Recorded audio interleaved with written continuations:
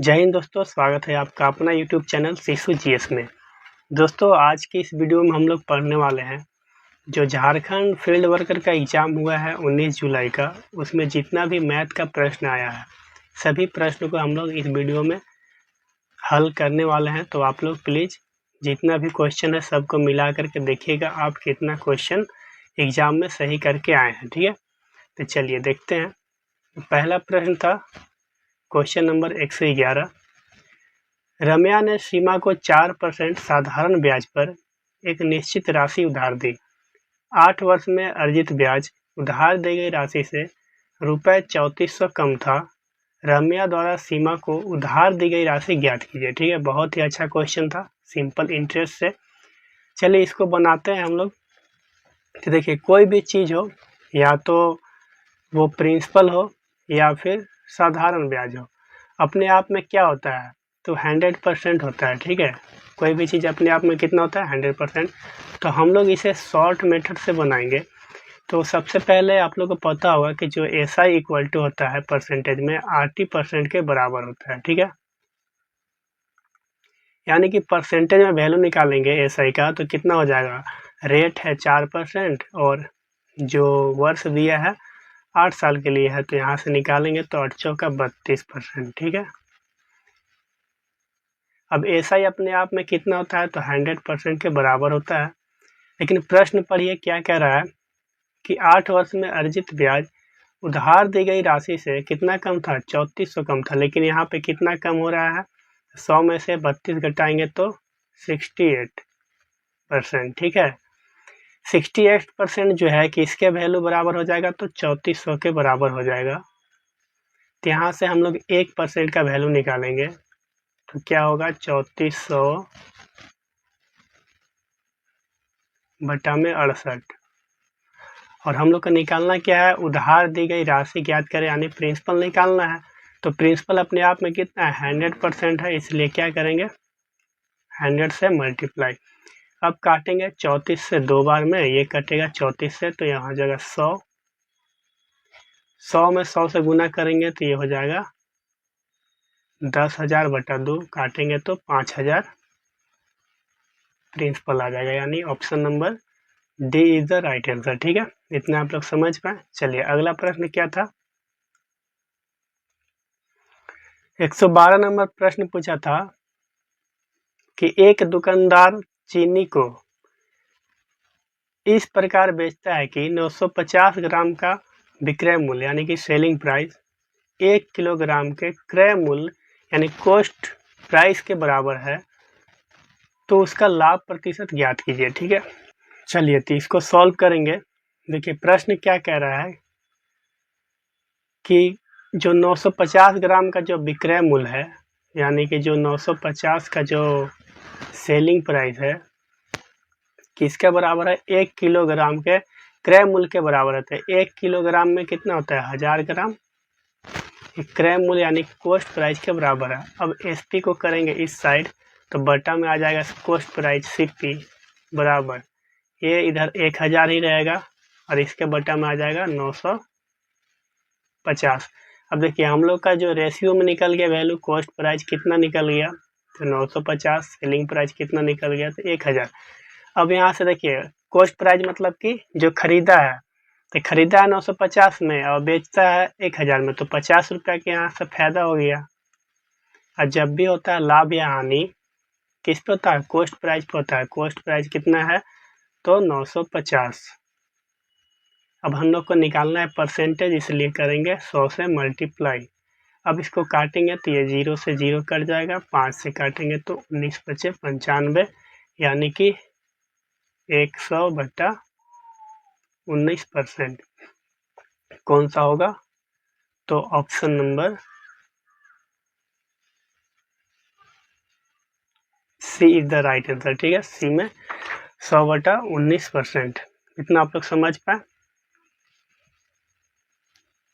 चलिए अगला प्रश्न क्या था, प्रश्न संख्या 113 था। 2 वर्ष पहले रोहन और अजीत की आयु का अनुपात 4:3 था। वर्तमान समय में 2 वर्ष बाद उनकी आयु का अनुपात 5:4 हो जाएगा। वर्तमान में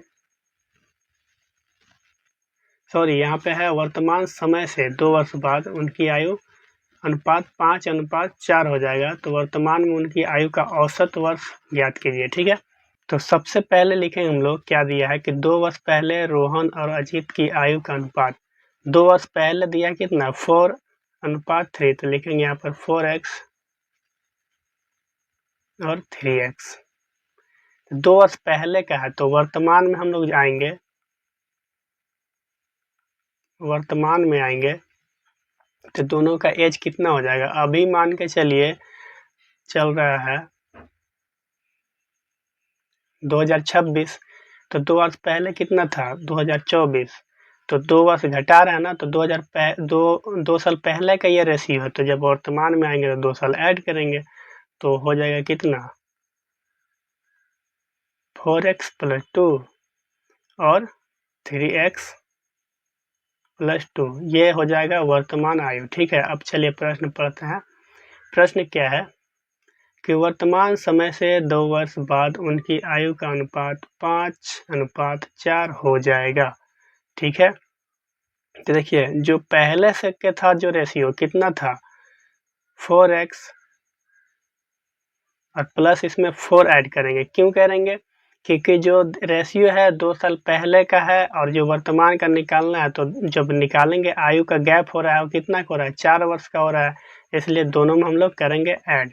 ये हो जाएगा 3x + 4 बराबर कितना रेशियो हो जा रहा है, तो रेशियो हो रहा है 5/4। बटा में क्यों लिख रहे हैं, क्योंकि रेशियो को बटा में भी लिख सकते हैं। ठीक है, अब हम लोग क्रॉस मल्टीप्लाई करेंगे, तो चलिए इधर हम लोग लिखते हैं, गुना करेंगे तो कितना होगा 4 चौका 16 x + 16 बराबर ये कितना हो जाएगा 15x + 20। इसको सॉल्व करेंगे तो ये जो 15x है इधर आएगा तो घट जाएगा, तो 16x में से 15x घटेगा तो सिर्फ बचेगा x = ये 20 है, इधर आएगा 16 माइनस हो जाएगा, तो 20 में से 16 घटेगा तो कितना बचेगा 4, यानी कि जो x का वैल्यू आया कितना आया 4। तो वर्तमान आयु हम लोग निकाल लेंगे, वर्तमान आयु निकालेंगे यहाँ पे तो कितना हो जाएगा x का वैल्यू है 4 और यहाँ पे दिया वर्तमान आयु कितना 4x, लिखेंगे 4 × 4 + 2 तो हो जाएगा 4 चौका 16 और 2 18 और इसका निकालेंगे तो कितना हो जाएगा 4 × 3 + 2 तो ये हो जाएगा 4 × 12 और 2 14। ठीक है, यानी कि एक का जो वर्तमान आयु आया कितना आया 18 वर्ष, एक का आया 14 वर्ष। अब क्या कह रहा है कि वर्तमान में उनकी आयु का औसत निकालना है, तो औसत सिंपली हम लोग निकालेंगे कैसे, तो दोनों को ऐड करेंगे 18 + 14 और 2 से करेंगे डिवाइड, तो 18 और 14 कितना होगा 18 14 हो जाएगा 32/2 काटेंगे तो 16, यानी option number D is the right answer. ठीक है, चलिए अगला प्रश्न क्या है, प्रश्न संख्या 114 सिंप्लीफिकेशन से था प्रश्न। क्वेश्चन है कि a = 145 - 109 बटा 3 × 3 × 2 माइनस 1.1/2, तो इतना का वैल्यू निकालना कितना 0.04 का पावर a का मान निकालना है। तो इसको सॉल्व करेंगे तो 145 में से 9 घटाइएगा तो कितना बचेगा, ये बच जाएगा अपना 36। ठीक है, और नीचे सॉल्व करेंगे तो कितना होगा 3 × 3 = 9 और 9 × 2 = 18 माइनस 1.1/2 को लिख सकते हैं कितना, तो 3/2। ये इसको जब हम लोग सॉल्व करेंगे तो ये कटेगा 2 बार में, तो 2 - 3/2 यानी कितना है, ये 2 है, इस एक तरह से कितना है 3/2 1.5 है, तो 2 में से 1.5 घटाएंगे तो कितना बचेगा, तो आधा बचेगा, आधा को कितना लिख सकते हैं 1/2। इतना समझ गया। अब क्वेश्चन में फाइंड करना है 0.04 का वैल्यू की पावर a का वैल्यू निकालना है, तो लिखेंगे 0.04 का पावर a, तो 0.04 का पावर 1/2। 1/2 कहने का मतलब अंडर रूट, ठीक है। तो लिखेंगे इसको 4, पॉइंट हटेंगे तो कितना 2 अंक है तो नीचे हो जाएगा 100। जब ये रूट से बाहर आएगा तो 4 का कितना बचेगा 2 और 10 100 का निकलेगा तो 10, काटेंगे तो कितना आ जाएगा 1/5, यानी option number A is the right answer, ठीक है। चलिए नेक्स्ट प्रश्न देखते हैं क्या है। 115 नंबर प्रश्न क्या आया था कि यदि संख्या 11 से पूरी तरह विभाज्य है तो k का मान ज्ञात कीजिए, ठीक है। देखिए तो सबसे पहले यहाँ पे आप लोग को याद होना चाहिए कि 11 का जो है विभाज्यता का नियम वो क्या होता है। तो इसका 2 रूल है, एक तो या इस सब का जो अल्टरनेट जो है सबको जोड़ेंगे और घटाएंगे तो 0 आना चाहिए या फिर 11 के गुणज में आना चाहिए, ठीक है। तो चलिए यहाँ पे देखते हैं कितना है 5 4 8 7 के 2। तो जब अल्टरनेट इसको ऐड करेंगे तो 8 5 और 8 और ये के, तो कितना होगा 5 और 8 13 प्लस के, और यहाँ पे लिखेंगे माइनस, फिर इसको घटाएंगे और इसको घटाएंगे तो 4 8 12, सॉरी 4 और 7 11 और 2 13, ठीक है। अब अपने से खुद से आप दिमाग लगाइए, ठीक है। देखिए 13 प्लस के है और यहाँ पे -13 है, तो यहाँ पे हम लोग कितना लिखेंगे, यहाँ पे कितना के का वैल्यू आएगा, ये घटेगा तो कितना आना चाहिए 0 आना चाहिए। तो यहाँ पे ऑप्शन में देखिए 2 अगर लिखेंगे तो ये 13 और 2 14 हो जाएगा ना, सॉरी 15 हो जाएगा। 15 में से जो 13 घटाएंगे तो क्या 0 आएगा, नहीं आएगा। इसलिए हम लोग ऑप्शन नंबर डी में देख रहे हैं कि 0 है, तो 13 प्लस के जगह पर 0 लिखेंगे तो ये 13 और 0 13 आएगा और ये भी 13, तो घटेगा तो कितना आ जाएगा 0, इसलिए डी इसका हो जाएगा राइट आंसर। यानी कि जो संख्या था क्या था, तो 5 4 8 7 0 2, ये जो संख्या था वो 11 से पूर्णतः विभाजित हो जाता है, ठीक है। चलिए अगला प्रश्न देखते हैं। प्रश्न संख्या 116। क्वेश्चन क्या कह रहा है कि निम्नलिखित में कौन सा कथन सत्य है, ठीक है। पहला कथन है कि -16 का पावर 17 इंटू -23 का पावर 28 एक धनात्मक है, ठीक है। दूसरा कथन क्या है कि -19 का पावर 18 इंटू -37 का पावर 16 ऋणात्मक है, ठीक है। तो सबसे पहले क्वेश्चन सॉल्व करने से पहले आपको पता होना चाहिए कि कोई भी संख्या हो, मान के चलिए कि कोई एक संख्या है -x, इसका पावर है विषम संख्या, ठीक है। विषम संख्या है, इसका पावर विषम संख्या कुछ भी हो सकता है, 3 हो सकता है, 5 हो सकता है, 7 हो सकता है, कुछ भी हो सकता है। जब ऐसा रहे तो ये हमेशा जो है वो ऋणात्मक वैल्यू देता है, ठीक है। अगर सेम चीज -x कोई संख्या है, इसका पावर रहता है सम संख्या, जैसे 2 हो गया, 4 हो गया, 6 हो गया, तो ये जो वैल्यू देता है पॉजिटिव देता है, ठीक है। तो चलिए हम लोग चेक करते हैं ये क्या है, तो विषम संख्या है और ये क्या है -16, तो हमेशा ये क्या देगा माइनस देगा, इंटू ये क्या देगा, ये देखिए ये देगा कितना माइनस में है, और इसका जो पावर है ये है सम संख्या, तो हमेशा क्या देगा पॉजिटिव देगा। तो प्लस और माइनस क्या होता है, माइनस होता है, लेकिन कथन क्या धनात्मक है, नहीं गलत, ऋणात्मक होगा ना इसके हिसाब से। अब यहाँ पे देखिए कथन 2 क्या है कि इसका जो पावर है एक सम संख्या है तो ये प्लस देगा, और इसका जो पावर है ये भी सम संख्या है तो ये भी क्या देगा प्लस देगा। और प्लस क्या होता है, तो प्लस होता है, लेकिन यहाँ पे क्या लिख दिया ऋणात्मक, धनात्मक लिखना चाहिए था, तो ये भी गलत। यानी कि ऑप्शन नंबर डी हो जाएगा, ना तो एक और ना ही 2 कथन सही है, ठीक है। इतना आप लोग समझ पाए। चलिए अगला प्रश्न देखते हैं। प्रश्न संख्या 117। क्वेश्चन क्या था कि पहली 100 प्राकृतिक संख्याओं का औसत ज्ञात कीजिए, ठीक है। तो चलिए हम लोग निकालेंगे इसको कैसे, कि पहली 100 प्राकृतिक संख्या कह रहा है ना, तो इसका फॉर्मूला भी है, या फिर आप इसको ऐसे बना सकते हैं कि ये जो प्राकृतिक संख्या होगा 1 होगा, 2 होगा, 3 होगा, 4 होगा, कितना तक, तो 100 तक। तो जब भी ऐसे लगातार संख्या रहे तो सिंपल क्या करना है, फर्स्ट और लास्ट को जोड़ करके 2 से डिवाइड कर देना है। तो लिखेंगे 100 प्लस 1 बटा 2, ये हो जाएगा 101 बटा 2, काटेंगे तो कितना 50.5, यानी option number B is the right answer. ठीक है, चलिए अगला प्रश्न है।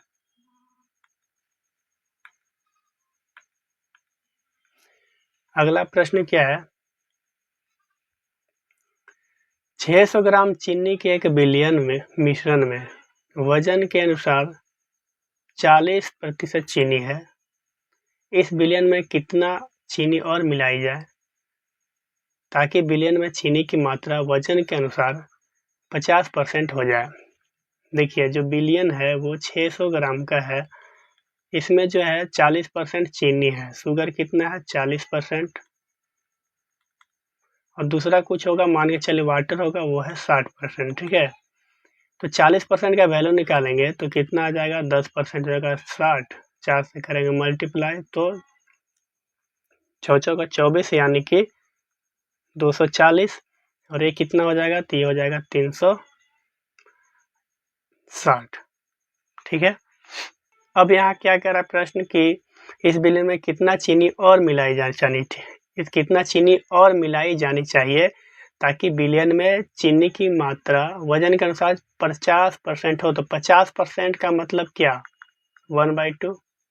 ठीक है, चलिए तो हम लोग मिलाते हैं, कितना चीनी मिलाना नहीं पता है तो मिलाते हैं x चीनी, तो 240 प्लस x बटा टोटल जब चीनी मिलाएंगे तो पूरा बिलियन में भी मिलेगा, तो टोटल बिलियन कितना था 600 ग्राम प्लस x कितना बराबर हो जाता है, तो 50% हो जाए तो यानी 50% 1/2 हो जाए। ठीक है, अब मल्टीप्लाई करेंगे तो 240 में 2 से करेंगे तो कितना हो जाएगा 480 प्लस 2x बराबर ये हो जाएगा कितना 600 प्लस x। 480 को इस साइड भेजेंगे, इसको इस साइड भेजेंगे तो 2x में से x घटेगा तो सिर्फ बचेगा x इक्वल टू 600 माइनस 480। तो x का वैल्यू कितना आएगा, 600 में से 480 घटेगा तो 120, यानी कि जो है 120 ग्राम और चीनी ऐड करेंगे। Option number C is the right answer. ठीक है, चलिए अगला प्रश्न देखते हैं। चलिए ये प्रश्न जो है बहुत ही अच्छा पूछा था, इसमें सिर्फ फार्मूला याद रहता तो सभी से बन जाता। ठीक है, क्वेश्चन क्या है कि एक समलंब चतुर्भुज ट्रेपीजियम का क्षेत्रफल 336 वर्ग सेंटीमीटर है। यदि इसकी समानांतर भुजाएं 5:7 के अनुपात में है और उनके बीच की लंबवत दूरी जो परपेंडिकुलर डिस्टेंस है वो 14 सेंटीमीटर है, तो समानांतर भुजाएं में छोटी भुजाएं की लंबाई कितनी है। ठीक है, तो इसका जो फॉर्मूला होता है, फॉर्मूला क्या होता है, तो एरिया इक्वल टू होता है 1/2 इंटू समानांतर भुजाओं का योग, समांतर भुजाओं का योग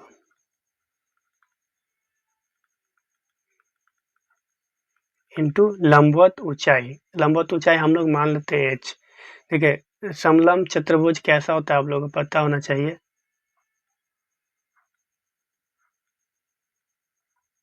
इस तरह का होता है समलंब चतुर्भुज। ठीक है, यह लंबवत भुजा ये वाला बोल रहा है। ठीक है, ये लंबवत भुजा है, ये समानांतर भुजा, ये दोनों हो गया, समझ गए। तो हम लोग चलिए फॉर्मूला के हिसाब से इसका जो वैल्यू पुट करते हैं। तो क्षेत्रफल दिया है प्रश्न में कितना 336 बराबर 1/2, समानांतर भुजा कितना है रेशियो में दिया है, तो लिखेंगे 5x प्लस 7x इंटू जो लंबवत दूरी है कितना है h 14 सेंटीमीटर। अब इसको काटेंगे, ये 7 बार में कट जाएगा, ये हो जाएगा कितना 336 बराबर, ये दोनों को ऐड करेंगे तो हो जाएगा 5 और 7 12 x इंटू 7। जब इसको सॉल्व करेंगे तो ये हो जाएगा अपना 6284, यानी कि 84x इक्वल टू 336। तो यहाँ से x का वैल्यू निकालेंगे तो 336 बटा 84। जब इसको हम लोग काटेंगे तो इसको काटते हैं हम लोग 7 से। 7 से काटेंगे तो 12 × 84 और इस 7 से काटेंगे तो यह हो जाएगा आपका 728। बचेगा कितना यहाँ पे 5 और ये 6 56। 7 × 8 = 56, ठीक है। 48 फिर काटेंगे तो बचे 48, यानी 4 बार में कट जाएगा, ठीक है। यानी कि जो x का वैल्यू आया 4 आया। तो क्या कर रहा है, छोटी भुजा क्या होगा, छोटी भुजा क्या है 5x, ठीक है 5x। तो लिखेंगे 5 × 4 यानी कि 20। Option number A is the right answer, ठीक है। चलिए अगला प्रश्न देखते हैं। क्वेश्चन नंबर 120 क्या था, एक कक्षा में 35 छात्रों की औसत आयु 16 वर्ष है। इनमें से 21 छात्रों की औसत आयु 14 वर्ष है। शेष 14 छात्रों की औसत आयु कितनी होगी, ठीक है। बहुत ही आसान प्रश्न है। तो 35 छात्रों का जो औसत आयु है कितना दिया है 16 वर्ष। तो यहाँ से गुना करेंगे 35 में 16 से, तो कितना आ जाएगा, मल्टीप्लाई कीजिएगा तो ये हो जाएगा 560, ठीक है। इनमें से 21 छात्रों की औसत आयु 14 वर्ष है। तो फिर लिखेंगे यहाँ पे 21 × 14, तो इसको मल्टीप्लाई कीजिए तो हो जाएगा ये 294। अब कह रहा है कि शेष 14 छात्रों की औसत आयु कितनी होगी। तो हम लोग घटाएंगे यहाँ पे, तो टोटल 14 का निकालना है, शेष जो बचा है, ठीक है। ऐसे भी आप 35 में से 21 घटाइएगा तो टोटल 35 का 560 योग आ गया। और जो 21 का जो था, 21 छात्र का योग कितना आया 294। शेष बचा है कितना 14 छात्र और बचा इसका एवरेज निकालना है, ठीक है। तो यहाँ पे घटाइएगा 560 में से 294, तो ये कितना बच जाएगा 266, 266 बच जाएगा, ठीक है। अब इसका निकालेगा एवरेज, ये क्या आ गया, ये योग आया, ठीक है। तो एवरेज निकालेंगे तो 266 बटा 14 से करेंगे डिवाइड, तो ये कितना बार में कटेगा, तो इसको काटिएगा। अगर 7 से काटिएगा तो 7 दूना 14, ये 7 से काटिएगा तो कट जाएगा 17 21 और बचेगा 5, यहाँ पे 56, ये 38 बार में फिर काटिएगा तो 19 बार में, यानी कि option number A is the right answer, ठीक है। इतना आप लोग समझ पाए होंगे। तो मिलते हैं फिर अगला वीडियो में।